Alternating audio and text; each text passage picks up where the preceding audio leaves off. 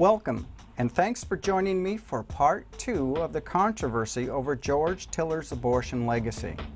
When I sat down to interview pro-life leader Mary Kay Culp in the Kansas State Senate chamber, we had no idea. Just 9 days later, George Tiller would be killed by a gunman. All of these interviews preceded his death. Pro-life groups across the nation have condemned his killing. Many feel it could set the pro-life movement back years. But even in the wake of George Tiller's death, it doesn't appear likely the late-term abortion controversy will soon be over in Kansas. Even though another late-term abortionist has pledged to pick up where Mr. Tiller left off, its future is uncertain. Today, we're going to hear about evidence showing George Tiller routinely performed late-term abortions in violation of Kansas state law. We'll investigate past efforts as well as future ones to ensure George Tiller's abortion facility operates within the law when it comes to late-term abortion. Stay with us. In our last episode, we visited Wichita, Kansas, where women from all over the United States came for late-term abortions. The access to abortion in the second and third trimesters of pregnancy has now become an issue of much national discussion and media coverage. The legal and political battle that has gone on to enforce Kansas laws surrounding late-term abortions is even more relevant. In May, just 9 days before George Tiller was killed by a gunman, Mary Kay Culp, Executive Director of Kansans for Life, talked with me in the Kansas Senate chamber, where laws are passed to regulate late-term abortion.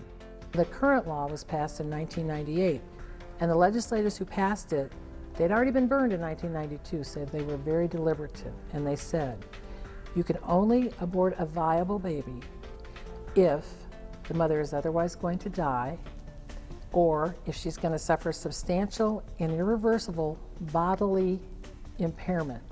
The law also required a lot of statistic keeping. It required that a second doctor who's not legally or financially tied to the abortionist sign off on this need for the abortion, and it required that a one-page piece of paper be filled out giving the reason the woman needed the abortion and the basis the doctor was giving be turned into our Department of Health with a copy kept in her medical record. The interesting thing about the law is these statistics. They started to come out, and what happened is we found out that in the last 10 years, by looking at these annual reports, not once has a doctor said that they did a late-term abortion to prevent the death of the mother. Never happened in a state that does a lot of late-term abortions. So all of them are being done because we're trying to prevent, the doctor says he's doing it to prevent substantial and irreversible bodily impairment. Back in 2007, I would say about June or July, I was reading the paper and I noticed that they were looking at the records from 2003, and I'd always in the back of my mind thought my abortion had been done incorrectly. I'd always had, reservations, and when I saw on paper in the Topeka Capital Journal that my abortion was illegal as I had thought, and seeing that, to me, in my mind, I thought, if these laws had been enforced as they are now, I wouldn't have been there. Well, Mary Kay, give me a brief history on the legal battle to stop Tiller, beginning with that legislation that was passed in 1998. Well, one of the state representatives that helped write the law was Phill Kline. And what's interesting is this law was designed to curtail or to reduce the numbers of viable baby abortions. Again, abortions so late that they're done on a baby that can already live outside the womb. The good thing is that the law required statistics be kept. And I think what happened was, as Phill Kline is looking at the statistics that come out after having written the law, he notices instead of them going down, that they actually went up. Then he announced he was going to run for Attorney General. After he announced he was going to run for Attorney General, and he said, and he intended to enforce the state's late-term abortion laws, they actually started to go downhill. In fact, they've gone downhill ever since until this past year, and they're starting to go up again. These one-page reports that say why these abortions are done On a routine basis, routine use, they can be seen by the Attorney General and the Board of Healing Arts. So Phill Kline, once he became Attorney General, had access to these reports, had to be curious why they'd gone up instead of down, looks at them, and finds out why.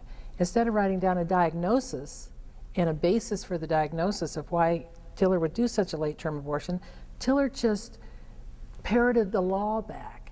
When asked, are you doing this to prevent the mother's death or to avert substantial and irreversible impairment? He'd always say to avert impairment. And then they say, what's your reason? He'd say, to avert substantial and irreversible impairment. After the break, we'll learn more about the political forces at work in Kansas to keep the abortion laws from being enforced. And we'll see what was behind the effort to defeat the Attorney General who tried to enforce them.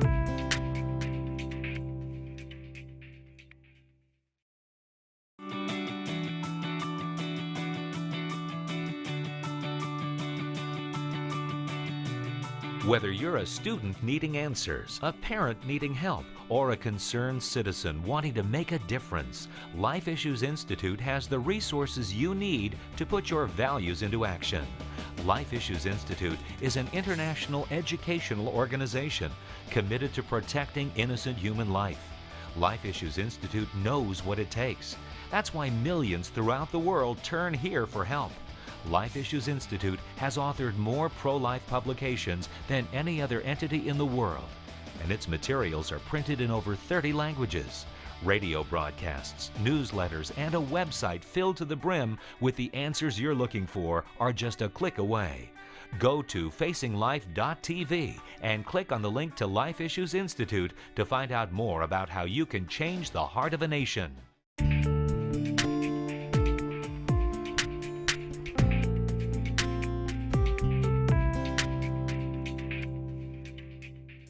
Well-funded pro-abortion forces used the privacy issue to defeat Phill Kline in his bid for re-election as Kansas Attorney General. It was presented to the public like this was new, like Kline was a zealot and he wanted to look at your medical records. During the campaign, the last time Phill Kline ran for Attorney General, they had a series of 6 postcards calling him Snoop Dogg Kline. The media went right along with it. Do you think that affected the outcome of the election? I know it affected the outcome. That, plus Dr. Tiller spent $1.2 million in that election through his PAC and through a nonprofit he started, and that information is in an Associated Press article. In 2002, when the first year Governor Sebelius was elected, and the first year Phill Kline was elected to statewide office, Dr. Tiller's Political Action Committee, Pro-Can-Do, K-A-N, Pro-Can-Do, was named by our Governmental Ethics Commission under our Secretary of State's office as the #1 spending political action committee in Kansas, beating out the Kansas realtors, teachers, contractors, agriculture, livestock, bankers, lawyers, hospitals, everybody. So a late-term abortionist PAC outspent all the others in Kansas? #1. What are the real reasons that women are having these late-term abortions? The real reasons, from what I've heard, are not a whole lot different than the reasons given for early abortions. But here's the key. In Kansas, we're talking about viable baby abortions. If the baby has a condition where it's not going to live till birth or it's going to die shortly after birth, it's not even defined as a viable baby under Kansas law. So these are actual babies that can live outside the womb at the time of the abortion.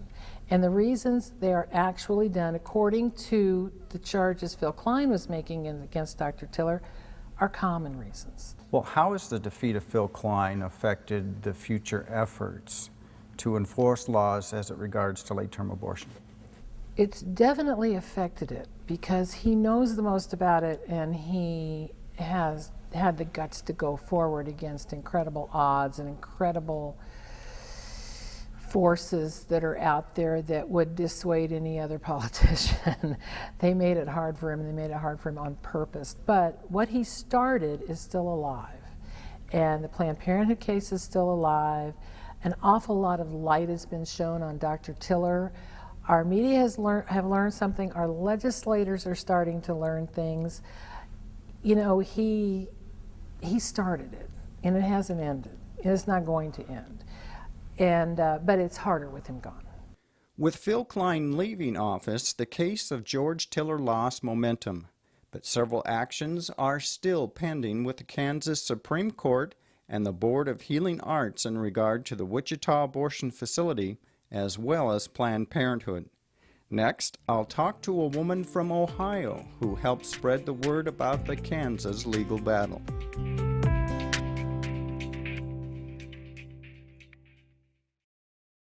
Thank you for inviting us into your home. Each week we feature real people who deal with real-life issues head-on. Some of their experiences are uplifting, while others will break your heart.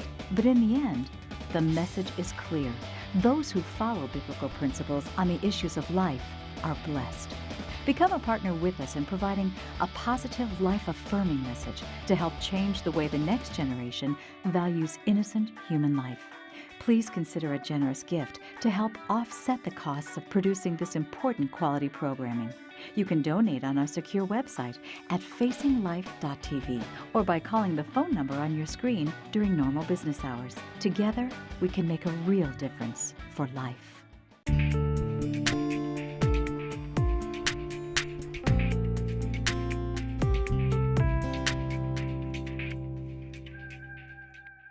The public effort to enforce late-term abortion laws in Kansas attracted the attention and support of pro-lifers from across the country.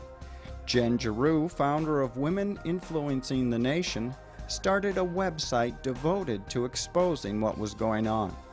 Kansas in 1998 passed the strictest late-term abortion law in our entire country.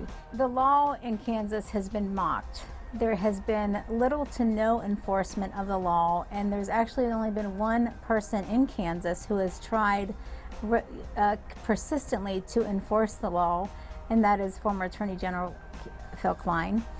The reason why Phill Kline played such a significant role in all of this is because he raised the issue of how key the issue of enforcement is in the abortion laws.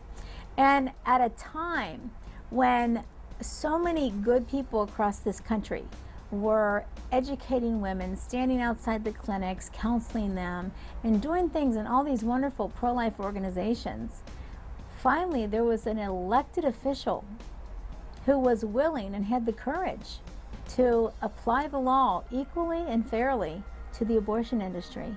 And it took people from a point of sitting on the defense, just waiting to gain a majority at the U.S. Supreme Court level on the courts, to realize that here is a man out in Kansas taking the entire movement to a new level and taking us on the offensive to pull back the curtain of the abortion industry, look at what they're doing inside, and realizing, you know what, if there's crimes going on in the clinics in Kansas, they're going on in every clinic across America. I understand Dr. Paul McHugh played an important role in all this.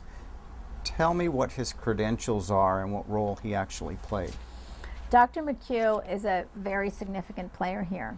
When, of course, in any lawsuit that or prosecutory suit, in this case Phill Kline is a prosecutor, you need expert witnesses, especially when it involves things in a medical nature. And so Phill Kline found a world-renowned psychiatrist by the name of Dr. Paul McHugh as an expert witness to review the medical records of Dr. George Tiller. Now this is still while he was Attorney General. And this man was 26-year department head of psychiatry at Johns Hopkins University, trained at Harvard and Mass General, his Cornell University as well. He was also appointed to the Presidential Council on Bioethics. What was revealed is that Dr. Tiller was using diagnoses like single episode depression. As he explained, it is a social trauma to someone that has an unexpected, unplanned pregnancy. But what he revealed is how few options were presented to these women, how thin these charts were. These records that I was shown were very inadequate psychiatric records, okay? They were not thorough, detailed, pages-long understandings of the biographies, backgrounds, states of mind, and particular directions that these young women were suffering from. They highlighted certain kinds of things which, out of context, were hard, of course, to appreciate, but were sometimes of a most trivial sort, from saying that I won't be able to go to concerts or I won't be able to take part in sports, to more serious ones, such as I don't want to give my child up for adoption. Mary Kay's been a leader in the pro-life movement for decades and a key voice in the late-term abortion debate in Kansas. She reflects on the barriers of getting people to think about what abortion does to women. You know, I think that for a long time, this disconnect is women think it must be okay because it's legal. This is America. And because these are doctors doing this, you know, and the doctors think it's okay because the women are asking it to be done. But there's this big miscommunication in the middle because so many of these young women come to regret what they did. They aren't properly, and that's another thing. Clinics that do abortions for a living, especially late term, you can't trust them to properly inform the women. You just can't. Again, they've got so much blood on their hands. I had a girl call me one time, had an abortion at Tiller's, and she's from California, and she and her husband were engaged at the time, but they went ahead and had an abortion, late abortion. They were going to KU. She said, I used to be one of those girls at Kansas University, pro-choice, out in front of the union. So they have this abortion, they end up getting married, and now they have a 1-year-old, precious, darling little thing toddling around the house, and they're sick at their stomach. She said, I really thought when I got there, because I was a big proponent of Planned Parenthood, that they were going to take some time and sit down with me and really help me ferret out, was this the best decision for my fiance and I to make as far as for the rest of our lives and our well-being? And she said, I got down there, it was like a cattle run. Abortion done by. And she said, and now we're left looking at this sweet little darling 1-year-old whose full sister we aborted, and we're sick. Well, what can be done for these women? Well, we've had some of these women come and speak to us. One of them is Michelle Armesto. Michelle Armesto is interesting because 2 years ago in this Capitol, we had a rally. Charge Tiller, it's the law. Red t-shirts that had Martin Luther King quote on the back and had another quote on the back. And she saw in the media, I remember I ended up on the cover of the Topeka paper here, and she saw where if you had an abortion past viability, you were supposed to see that second doctor, and she didn't remember seeing the second doctor. So she ordered up her medical records and found out that they had written her 25-week gestation baby down as not viable. Therefore, did send her to the second doctor. Also, her records show through timestamps that they didn't follow the law in several other ways. No informed consent signed, no medical evaluation signed or done until after the abortion was already in progress. So she had contacted a lawyer who contacted the ADF, Alliance Defense Fund, who contacted us. We had her testify at a special hearing up here in the summer of 2007. She's testified several times, educated young girl, ended up marrying the father who tried to stop the abortion. And they now have 3 other little children, and she is determined to do something about this. Mary Kay says the long-term effects of having an abortion are very different than what women believed when abortion first became legal. You know, you've got all these people with the philosophical bent towards believing abortion's okay, and they have these gals walk in there that are panic-stricken and, you know, just all kinds of reasons. My best friend had an abortion, 2 abortions. And I had another friend who gave baby up for adoption. And I think just watching their lives and how the one that gave the baby up for adoption, it was hard, but she got over it, and how her life went versus the one that had the 2 abortions. And now, and they were legal abortions, never could get pregnant again. And it occurred to me one day, I ran into her when my daughter was 9 months pregnant, and it really hit me in the face. Not only is she not going to be able to mother her children, she aborted the only 2 she ever had, she's not going to be a grandmother either.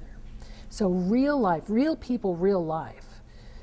that suffer from what we've gone through in this country. It's just a whole different story than the little picture we got painted back in the early 70s, you know.